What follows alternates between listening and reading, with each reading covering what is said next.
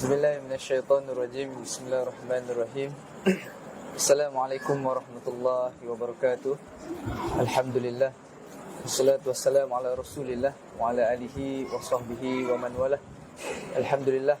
Yang pertama dan selama-lamanya, marilah sama-sama kita merafakkan setinggi-tinggi kesyukuran kita kehadrat Allah Subhanahu wa taala, kerana dengan limpah dan kurniaannya hari ini Allah Subhanahu wa taala mengizinkan kita untuk terus berada di dunia ini.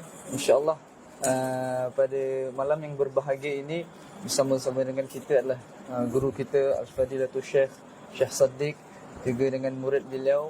Hari ini kami di Mahat Tahfiz Nur Syafaat ingin meminta nasihat daripada Tuan Guru Syekh Saddiq untuk menjadi pegangan kepada anak-anak, kepada kita-kita juga, untuk mereka ini yang berada di akhir zaman, bagaimana menempuh dunia dakwah ataupun bagaimana menempuh dunia seorang penuntut ilmu itu, bagaimana tahap kesabaran yang mereka harus lalui. Dan insya-Allah majlis tanpa membuang masa, saya mempersilakan Fadilatul Syekh Saddiq untuk memberikan nasihat. Jazakallahu khairan jazak. Fadal masykur. Sallallahu alaihi wasallam. أعوذ بالله من الشيطان الرجيم بسم الله الرحمن الرحيم الحمد لله رب العالمين وبه نستعين ولا عدوان إلا على الظالمين اللهم صل وسلم وبارك على سيدنا محمد سيد الثقلين سيد الكونين وعلى آله وصحبه ومن اهتدى بهديه واستنى بسنته إلى يوم الدين. معشر المستمعين الكرام، السلام عليكم ورحمة الله تعالى وبركاته. وعليكم السلام. الحمد لله لقد استنصحنا إخوتنا طلبوا نصيحتنا. Sesungguhnya seorang pelajar kita telah meminta nasihat daripada kita. طلب النصيحة Dan nasihat untuk pelajar ini والتناصح في الله dan saling menasihati kerana Allah نعم هو الدين. ialah umpama agama. النبي صلى الله عليه وسلم قال Rasulullah sallallahu alaihi wasallam bersabda, الدين النصيحة.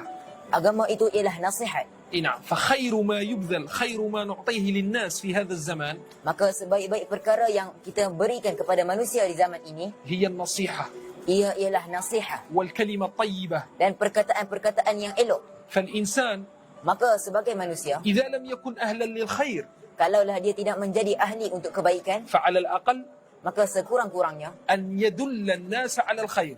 dia menjelaskan kepada manusia tentang kebaikan. قال صلى الله عليه وسلم Rasulullah sallallahu alaihi wasallam bersabda, الدال على الخير كفاعله. dalil ke atas satu kebaikan itu seperti orang yang melakukannya. نعم orang yang tunjuk kepada kebaikan, dia seperti orang yang melakukan kebaikan. آخر الزمان هذا Di akhir zaman ini كثرت فيه الفتن telah sangat banyak fitnah-fitnah yang حتى berlaku, أن العبادة sehingga di dalam ibadat sekali, والصلاة dalam salat والدعاء dan di dalam doa sekali, أصبح لا ينفع. seumpama tidak menjadi manfaat dalam salat. نعم ليرد وليرفع البلاء.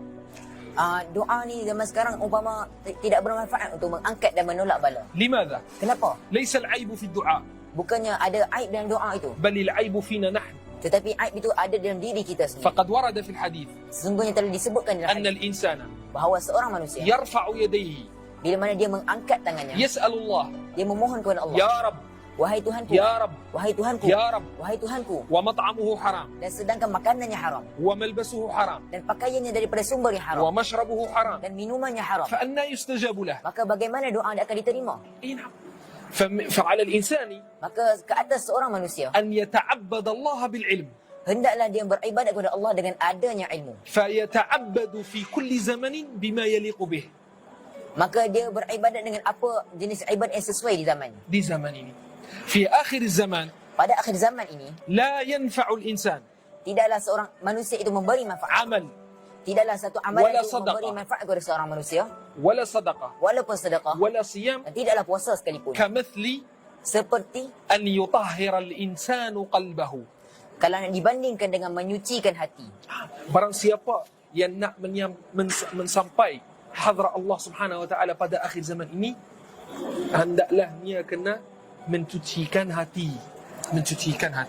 Sebab makanan kita sekarang, amalan kita, semayang kita dah ada syubhat. Zaman ini orang tak semayang betul-betul, doa tak ada betul-betul, tawajjuh kepada hadrat Allah Subhanahu wa taala tak, kita tak jaga betul-betul. فالإنسان Maka seorang manusia عليه hendaklah dia أن يجتهد في تطهير قلبه hendaklah dia ada keinginan dan bersungguh-sungguh untuk mencuci hatinya. أن يسير إلى الله سبحانه وتعالى Hendaklah dia berjalan kepada Allah Subhanahu في wa taala تطهير قلبه. dengan hati yang suci.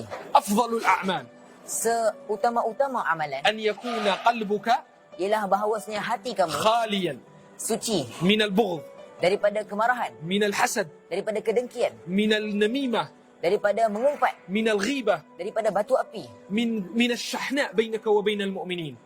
dan melaga-lagakan di antara seorang mukmin dengan seorang mukmin yang lain. من أراد Siapa أن يلقى الله yang nak berjumpa Allah على خير dalam kebaikan, فعليه أن يصلح ما بينه وبين الناس. maka hendaklah dia memperbaiki hubungan di antara dia dan manusia. فما بيننا وبين الله Adapun yang di antara kita dan Allah Subhanahu wa taala, يغفره الله. maka Allah mengampunkan kita. أما ذنوبنا مع خلق الله Tetapi kalau adanya dosa kita dengan manusia, نعم هذه الصعبة. ini sangatlah susah. فمن أراد النجاة Maka siapa yang nak berjaya, فعليه أن يسلم من الناس، hendaklah dia mendapat kesejahteraan daripada manusia dahulu. خصوصا في هذا الشهر المبارك، Khusus di dalam bulan yang sangat في diberkati, هذا الشهر العظيم، di dalam bulan yang agung ini. الشهر الذي كان رسول الله صلى الله عليه وسلم يصومه متواصلا مع رمضان. Bulan yang mana Rasulullah SAW berpuasa dengan menyambung ke bulan Ramadan. النبي صلى الله عليه وسلم jarang puasa 2 bulan berteruskan, kecuali Sya'ban dan Ramadan, seperti mana Ummu Salamah, ibu kita Ummu Salamah meriwayatkan. Nabi sallallahu alaihi wasallam tak pernah puasa 2 bulan berterusan kecuali Sya'ban dan Ramadan.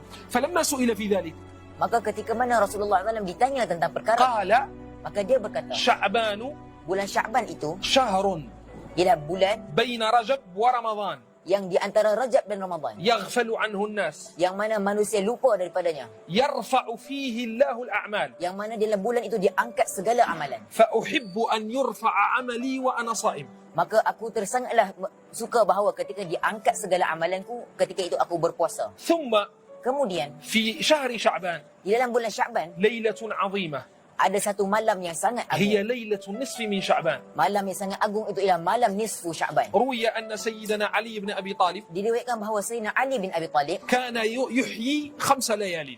bahawa dia menghidupkan 5 malam. نعم، ليلة القدر Malam Lailatul Qadar والعيد الفطري dan malam Aidil Fitri وليلة الأضحى dan malam Idul Adha وأول رجب dan malam pertama Rajab وليلة النصف من شعبان. dan malam nisfu Sya'ban.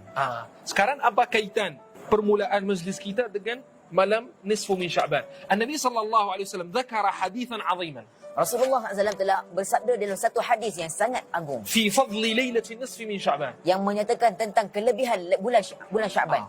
قال Rasulullah SAW bersabda فيما معناه yang pada maknanya نعم أن الله سبحانه وتعالى ينظر إلى الخلق في ليلة النصف من شعبان bahawanya Allah SWT melihat kepada seluruh makhluknya pada malam nisfu Sya'ban. فيغفر للجميع Maka Allah SWT mengampunkan kepada seluruh makhluknya إلا 2، kecuali pada 2 golongan. مشرك Orang yang musyrik أو مشاحن، أي المؤمن الذي بينه وبين الناس عداوة وشحناء وبغضاء.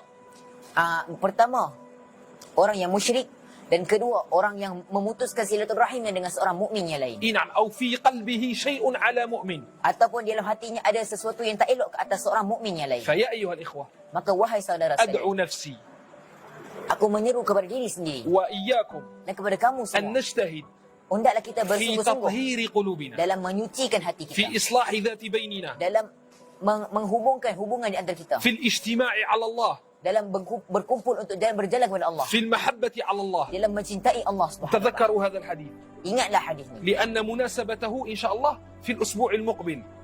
kerana dia akan dinisbahkan kepada minggu akan datang. Minggu akan datang insya Allah malam an-nisfu min Sya'ban. Maknanya kena insan bersedia untuk mendirikan, menerai malam yang mulia ini. فالله سبحانه وتعالى يغفر لكل الناس Maka Allah SWT mengampunkan dosa seluruh manusia إلا الاثنين، kecuali untuk 2 jenis. مشرك Orang yang musyrik أو مشاحن. ataupun orang yang memutuskan silaturahim. في آخر هذه النصيحة Pada akhir nasihat ini, أؤكد aku sangat menekankan على إخواني ke atas saudaraku وعلى نفسي dan ke atas diriku sendiri. من أراد السلام في آخر الزمان Siapa yang nak mendapat keselamatan di akhir zaman, فعليه أن يصلح قلبه وأن يصلح ما بينه وبين الناس. hendaklah dia memperbaiki hati dia dan dia memperbaiki hubungan dia dan di manusia. ثم نتوجه بالشكر Kemudian kita menuju ke arah syukur نعم إلى إخواننا untuk saudara kita الذين أحسنوا فينا الظن. yang mana kita bersangka baik. Nah, mereka bersangka baik sama kita, minta daripada kita nasihat walaupun kita tak layak, tetapi An-Nabi sallallahu alaihi wasallam قال Rasulullah SAW bersabda, لا خير في قوم لا يتناصحون. tidaklah ada kebaikan walaupun satu dalam satu kaum yang tidak pernah meminta nasihat. نعم ولا خير في قوم لا يقبلون النصيحة. Dan tidak ada juga kebaikan di dalam satu sekelompok manusia yang tidak pernah menerima nasihat.